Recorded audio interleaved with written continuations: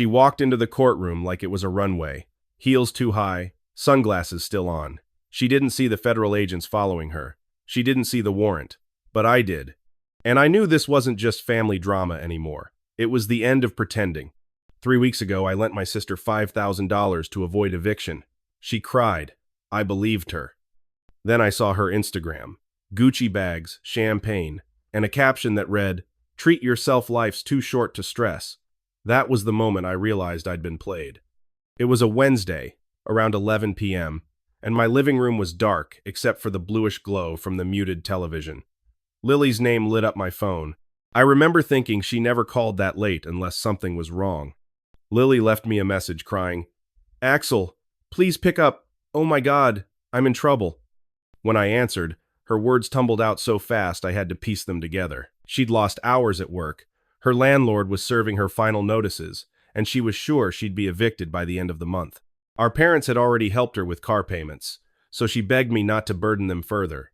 She promised she'd repay me in small installments, $500 a month starting next month. I hesitated.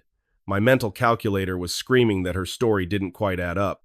Only a month earlier, Lily had boasted about a hefty bonus from her job as a marketing assistant for some small-time influencer agency. I asked her what happened to that money, and she said she'd had unforeseen medical expenses. As I listened to her sobs, I caved. "Fine, I'll transfer it. But Lily, I need it back. I'm not mom or dad. This is my own savings." "You're literally saving my life. I promise, I'll start paying you back next month without fail," she said. I clicked send on my banking app, trying to ignore the nagging feeling that I was making a colossal mistake. Fast forward 1 week. I was on a quick lunch break at work, scrolling through Instagram, when I nearly dropped my phone. Lily had posted an entire story sequence. First, a shot of her Starbucks latte next to a shiny handbag, then a boomerang of designer shopping bags. Finally, a selfie with her girlfriends in a fancy restaurant, all of them clinking champagne glasses. "Early birthday present to myself," the caption read. My stomach twisted in knots. Early birthday present? She'd told me she couldn't even afford next month's rent. I fired off a text, clenching my teeth hard enough to make my jaw ache. I asked how she could justify spending that kind of money when she still owed me nearly everything in her account. Her reply left me speechless. "Don't worry so much, big bro. You're acting like 5K is going to bankrupt you. Lighten up. Money comes and goes." In that moment, my heart thumped so loudly I could hear it in my ears. This wasn't just about money, it was about trust, about being exploited by my own sister. I started taking screenshots every post, every text, every suspicious transaction, and saved them in a folder labeled Lily Loan. If things kept spiraling, I knew I'd need receipts. I refused to reply to Lily's flippant texts for the rest of the day. By the time I got home, I had 17 missed calls and a voicemail from Mom. "Axel, sweetheart, call your sister back. She's worried. She said you're threatening her about some misunderstanding. Let's keep this in the family, okay?" Misunderstanding? My blood boiled. Lily was already twisting the story to our parents.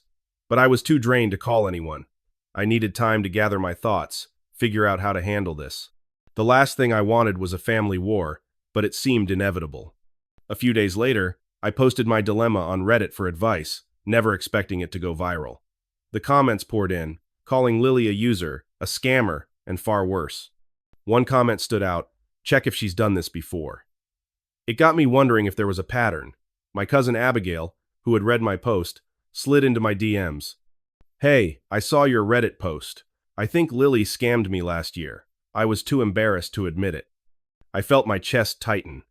Lily had borrowed $2,000 from Abigail for an emergency, then ghosted her for months. Finally, she'd paid back half and claimed the rest was an act of generosity. Hearing this confirmed my suspicions. Lily had been pulling stunts like this for ages. The next day, Lily walked straight into the lobby of my office building, screaming at the receptionist that she needed to see me immediately. Mortified, I led her outside, where she launched into a tirade. "What are you doing to this family, Axel? Mom is freaking out. Dad won't even talk to me. You're causing all this drama because you're jealous of my life." I texted her back. "Jealous? Lily, you stole $5,000 from me." "Stole? You gave it to me?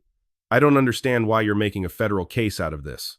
She then dropped a massive bombshell. Mom and Dad were so upset by the tension that they'd offered to take out a loan against their house to repay me. Their retirement nest egg, at risk for Lily's lies. I told Lily absolutely not. I wanted my money from her, not from our parents. She hissed that I was dead to her and stomped off. That evening, my older brother Josiah called. He's usually neutral, the peacekeeper in our family. Mom's in tears. She says you're punishing Lily over a misunderstanding.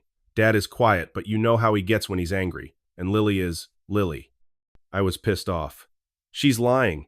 It's not a misunderstanding. She's done the same thing to Abigail. Josiah said to me, "There's more. Remember Uncle Eli helped Lily with a car down payment last summer? She sold the car 2 months later and pocketed the money. I felt physically ill. Lily had been swindling relatives for years, and we'd never put the pieces together. We'd all tried to give her the benefit of the doubt, letting her get away with it because she was the baby of the family. That changed now. The second I stepped into my parents' house, I felt it. Not the smell of pot roast or rosemary rolls, though those were present too, no. It was thicker, heavier, like the air had been marinating in passive aggression for hours. Josiah greeted me in the hallway, chewing a toothpick like he'd lost the will to live somewhere between setting the table and watching Lily scroll through her phone for the 17th consecutive minute. "You showed up," he said, low-voiced. "You feeling heroic or suicidal?" "Somewhere between masochist and realist," I muttered. We shared a glance like men preparing for war, then walked into the dining room where time had apparently frozen in 2009, the same faux marble table, same off-white curtains with one mysterious wine stain no one ever acknowledged, and the same damn framed quote on the wall, "Family is forever, irony's favorite wallpaper." Dad sat at the head of the table, fork in hand, staring at his untouched food like it had insulted him. Mom hovered by the sideboard, fussing with a salt shaker that didn't need fussing. And Lily sat poised with the grace of a reality television star mid-scandal, swiping through Instagram like she was waiting for the paparazzi to arrive. Her nails clicked against the phone screen. Click, click, click, like a countdown to detonation. "Hey," I said as I sat down across from her.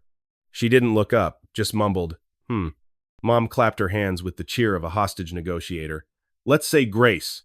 We bowed our heads. Except Lily, who was already ladling potatoes onto her plate, while Dad muttered something about blessings and gratitude, with all the enthusiasm of a man watching his retirement plans get pawned for a Gucci tote. Dinner began with chewing, the only noise in the room aside from the occasional buzz of Lily's phone vibrating across the table. "So," Mom said too brightly, "Lily tells me she's starting a business?" "Oh no. Here we go." "Yup," Lily said, beaming. "Coaching women in abundance alignment. I'm already booking out for spring." Josiah choked on his water. "That's great, honey," Mom said quickly. "That sounds empowering." "It is," Lily replied. "Some people get it. Some people just work themselves to death in soul, crushing office jobs with beige walls and broken dreams."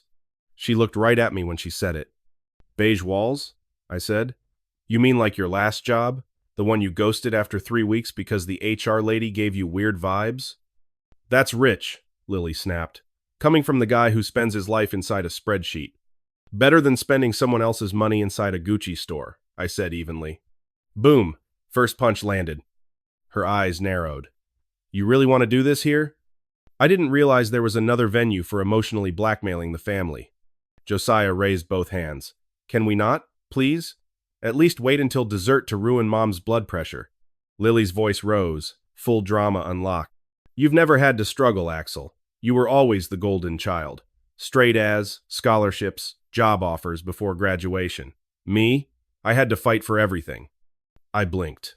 "You mean like fighting credit card companies after you maxed out 3 Amexes in college on tanning packages and Coachella tickets?" "See?" Lily turned to Mom like she'd found Exhibit A.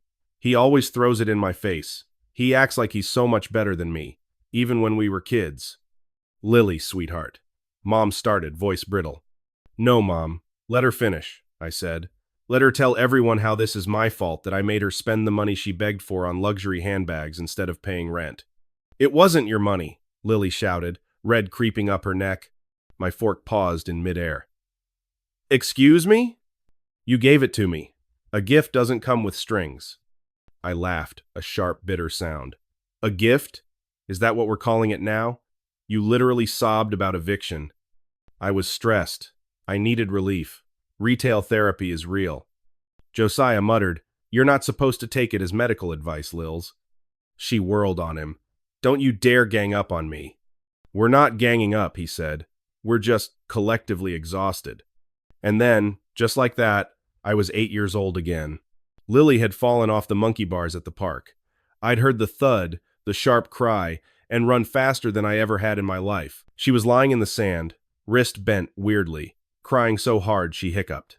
I'd carried her back to Mom's car, barely held back tears myself, and when the doctor confirmed it was broken, she squeezed my hand the whole time and whispered, "You're my hero, Axel." Now here she was, spitting venom across roast beef like I was her arch nemesis. You all act like I'm some kind of leech, Lily said, voice cracking. Like I haven't been trying. But no one sees what I go through, the pressure, the judgment, the anxiety of waking up every day and feeling like I'll never measure up. Mom reached for her hand. Baby, no one thinks. Yes, they do, she screamed. Especially him. Her finger jabbed toward me. Mr. Perfect, Mr. Morally Superior, you think being right gives you the right to ruin my life? I stood up. I didn't ruin your life. I just stopped letting you use mine as a safety net. Enough, Dad said. The room froze. He hadn't raised his voice. It was the lack of volume that made it thunder. Lily, he said, eyes still locked on his plate. What you did was wrong. Period. She stared at him like he'd slapped her. You too? She whispered. Even you? He nodded, slowly, painfully. I can't believe this. She stood so abruptly her chair screeched. You're all against me. Lily, Mom tried, but she was already grabbing her bag. Fine, I don't need any of you. She marched toward the door, but then turned, her eyes glossy and hard. Just wait, she said. This isn't over. You're gonna regret this. The door slammed so hard the salt shaker fell over. None of us moved to pick it up. Mom looked like a ghost of herself. Two need a minute, she whispered, and drifted out of the room like a lost balloon. Josiah leaned back and exhaled. Well, that went about as well as the Hindenburg. I sat down slowly. My hands were shaking. Dad finally looked at me. I'm filing the small claims paperwork tomorrow, he said quietly. I'll be your witness. I blinked. You don't have to. No, he interrupted. I do. Sometimes loving someone means letting them fall, so they can learn to get up on their own. As I stood to leave, I noticed something. A napkin still folded under Lily's chair. I picked it up. It had scribbled notes on it. Rambling phrases. Content idea. Toxic brother. Per golden child trauma. Reframe narrative. Childhood wounds. Get sympathy comments. Pitch collab W. At Healing Hottie. Launch podcast series. My stomach turned. This wasn't just a meltdown. It was a brand strategy. I shoved the napkin into my pocket and left without a word. The backlash started immediately. Lily spammed my phone with messages, half threatening and half pleading, demanding I drop the lawsuit. She posted old photos of us as kids on Instagram, writing tearful captions about betrayal by those closest to you. I woke up to frantic texts from my mother. Axel, she's your sister. The internet doesn't need to know our family drama. Drop the lawsuit before she ruins her life or yours. My voicemail was full of hang-ups from Lily. When I checked social media, I saw brand new troll accounts calling me a scammer under my personal posts, saying I was the one who stole money from Lily. It was so absurd I almost laughed, but it also stung knowing Lily was likely behind it. Then I got a DM from a representative at Belladonna Couture, a high-end fashion house. They said Lily had purchased several items from their limited line using an allegedly stolen credit card, and now the charges were disputed. They were preparing to file suit against her if she didn't pay back almost $8,000. My heart pounded. Lily was not only scamming friends and family, she was getting into serious legal trouble with major brands. The rep asked if I had any direct way of reaching Lily since she'd gone silent on their inquiries. I forwarded everything to my father and decided that if Lily continued dragging us all down, I wouldn't stand in the way of Belladonna Couture's own legal claims. Just when I thought I'd seen the worst, I received a series of screenshots from my cousin Abigail. Lily was telling other family members, her aunts, uncles, even some second cousins, that I had fabricated the entire story. She claimed I'd been jealous of her new influencer career and was using the lawsuit to get attention for myself. One of our uncles actually messaged me, "Is it true you never lent Lily a dime? She said you're trying to defame her so you can launch a social media brand?" I nearly threw my phone across the room. Defame her? Social media brand? I'm a junior manager at a tech firm. I have no time for branding beyond posting the occasional photo of my dog. But apparently, Lily's narrative was that I was the manipulator and some relatives believed her. In a last-ditch attempt to calm things down, my brother Josiah arranged a meeting at a neutral location, a small coffee shop on the far side of town. Lily agreed to show, but she arrived nearly 2 hours late, wearing an ostentatious Chanel coat with the tags still attached. The barista had to ask her twice to lower her voice because she started off with a tirade. "This is so unfair. Axel is blowing everything out of proportion. He just can't stand seeing me succeed as an entrepreneur." Her eyes darted around, checking who might be listening. She was always performing for an audience, real or imagined. Josiah took a measured breath. "We're not here to fight. We just want you to take responsibility for the money you owe Axel. That's all." "Responsibility?" "I'm offering him a partnership in my new luxury lifestyle coaching program. I have over 50,000 followers now. I can promote him to my audience. That's worth more than 5 grand, easily." My stomach churned. I'd done some research with Josiah's help, and we discovered that at least 40,000 of Lily's followers were fake accounts purchased in bulk. She was basically running a scam on unsuspecting wannabe influencers, selling them false promises of brand deals and engagement packages. "I don't want a partnership. I want my money back," I said. "You're such a small thinker, Axel. This is about generational wealth. Don't you want to be part of something revolutionary?" Josiah finally snapped her. "The only thing revolutionary is your ability to twist reality." She started fake crying, calling us bullies who didn't support her dreams. Then she stormed out in a burst of Chanel and crocodile tears, leaving her untouched latte behind. By the next morning, I had an email from Lily with a PDF attachment titled Settlement Agreement. Inside was a mess of legal jargon, obviously copied from an online template. She was offering to settle the debt by making me a named partner in her new venture, which was ironically the same worthless program she'd pitched at the coffee shop. She CC'd someone calling themselves her legal team at an email address like legaleagle123@gmail.com. I forwarded everything to my actual lawyer, who replied with a single laughing emoji, followed by, "Don't worry, we've got this." My father called me that night, voice subdued. "I've been talking to an old friend, an ex-FBI agent. He thinks Lily's so-called influencer consulting might be crossing into wire fraud. Are you willing to give him the evidence you have?" "Yes, absolutely." It was a strange blend of heartbreak and relief.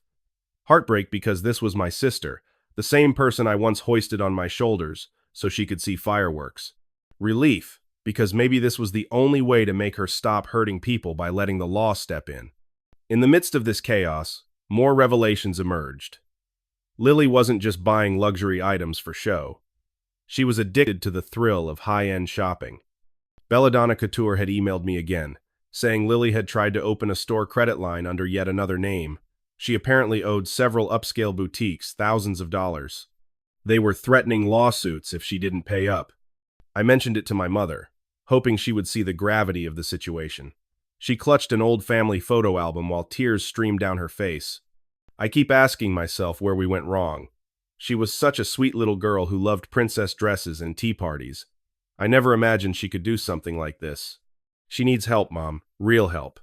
She says you're the reason everything is falling apart, but deep down, I know this started long before your lawsuit. For once, I sensed my mother might be seeing through Lily's manipulations. But years of denial and unconditional love made it impossible for her to turn her back on her daughter. The small claims court date was rapidly approaching. Lily posted a teary-eyed Instagram live, proclaiming herself a victim of toxic family abuse and hinting at some mysterious childhood trauma she wasn't ready to talk about yet. She sprinkled references to me throughout the monologue, calling me controlling, petty, and psychologically abusive. The comments section was a mix of supportive followers urging her to stand strong and others calling her out for scamming. Privately, she bombarded me with text messages. "Drop the court case or I'll expose you. Don't think I won't do it." "Expose me for what? Telling the truth?" I responded. "I'll find something. Everybody's got skeletons." I didn't respond after that. She was spiraling, lashing out in every direction.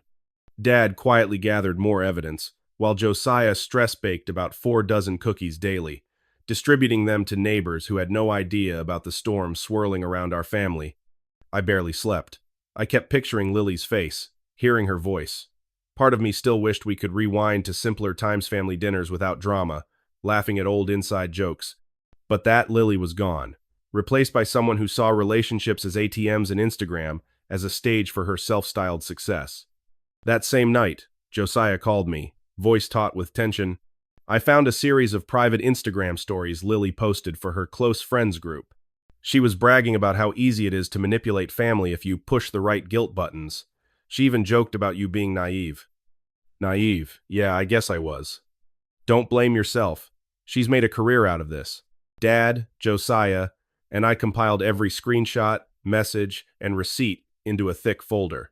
We weren't just dealing with small claims anymore. This was bigger than $5,000. It was about stopping Lily before she left a trail of victims a mile long. Court day arrived. Lily was nowhere to be seen at the scheduled time, though her Instagram showed a morning spa session. Preparing my mind and spirit for today's negativity self. Care is sacred. 2 hours passed. Finally, she strolled in wearing oversized sunglasses and clutching what appeared to be a Birkin bag, likely another fake. She acted as though she was the star of some glamorous reality show, ignoring the bailiff's orders to remove her sunglasses. We stood before the judge, me father, Josiah, and I, armed with a binder of evidence. Lily had no lawyer. She spouted nonsense about how the legal system is rigged against true entrepreneurs, even referencing maritime law, like she'd learned from a fringe YouTube channel. The judge, unimpressed, asked us for the basics. The loan, the broken promise to repay, the Instagram evidence. Dad's friend, the FBI contact, sat in the back row, quietly observing. Then, everything accelerated. 2 federal agents stepped forward with a warrant. Lily's eyes went wide behind her sunglasses. Lily Basket, we have a warrant for your arrest on suspicion of wire fraud, conspiracy to commit wire fraud, and additional charges related to fraudulent online activities. Lily tried to bolt, but the agent blocked her path. Her 5-inch designer heels, likely knockoffs, wobbled precariously. She shouted at me, at the agents, at the judge. "This is harassment. I'm an entrepreneur. I'm the real victim here." They confiscated her phone, which seemed to horrify her more than the handcuffs. Dad stood next to me, face grim but resolute. Josiah filmed the entire scene for evidence. Lily screeched my name. "Axel, tell them it's a misunderstanding. You can't do this to me." I stayed silent. She'd done this to herself. In the days that followed, we learned the FBI had been gathering information for weeks. They found over $200,000 in suspicious transactions across multiple accounts linked to Lily. The emergency for which she'd borrowed my $5,000 was just a fraction of her real debts. She'd been juggling hush payments to other victims, scamming relatives, and racking up massive bills at luxury stores like Belladonna Couture. Mom finally understood the magnitude of Lily's actions. She stopped sending me verses and started going to therapy, grappling with the guilt of enabling Lily for so long.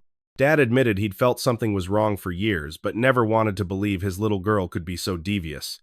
Josiah took a break from baking cookies, focusing instead on helping Dad's friend piece together evidence for the federal investigation. Belladonna Couture filed their own claim. Other brands Lily had scammed began to surface, each with stories of chargebacks and fraudulent orders. The FBI used Lily's Instagram now under their control to track down additional victims and piece together the scope of her scams. Extended family was divided. Some said I went too far, airing the dirty laundry publicly. Others admitted Lily had borrowed from them too, never repaying a cent. My aunt revealed Lily had tricked her out of $25,000 for a luxury travel club that never materialized. It was heartbreaking to see how many people she'd hurt. I changed every password, froze my credit, and blocked Lily on social media. She still tried logging into my Netflix account from jail, a futile act that somehow encapsulated her desperation to cling to any form of access or control. The day after her arrest, I treated myself to dinner at a nice restaurant, something I rarely do. As I paid the bill, I noticed a quirky sign on the wall. No refunds for bad decisions. It felt like a cosmic punchline. I took a picture and sent it to the family group chat. Dad replied with a thumbs up. Mom left the chat. Josiah just typed, "You okay?" "Yeah, I think I am." Lily's court date for the federal charges is set for next month. I plan to be there, front row. Not out of spite, though, I won't lie. Part of me wants her to see that I'm not afraid of her games anymore. But mostly, I want her to understand that actions have consequences, and she can't con or manipulate her way out of this one. Sometimes I wonder if there was a specific moment that set Lily on this path. Was it childhood resentment, unmet dreams, or a genuine psychological addiction to the adrenaline rush of scamming. Maybe it's a combination of all three. Regardless, I've learned a brutal lesson. You can love a family member, but you don't have to enable them. For now, I'm focusing on rebuilding my life one free from her manipulations and chaos. If she ever does come to her senses, maybe we can talk again. But until then, I'm done letting her treat me like a human ATM. Thank you for reading. I know it was long. Maybe it'll help someone else avoid the same pitfalls I faced. As for Lily, she's going to have to decide whether to blame me for her fate or finally admit she wrote this ending herself.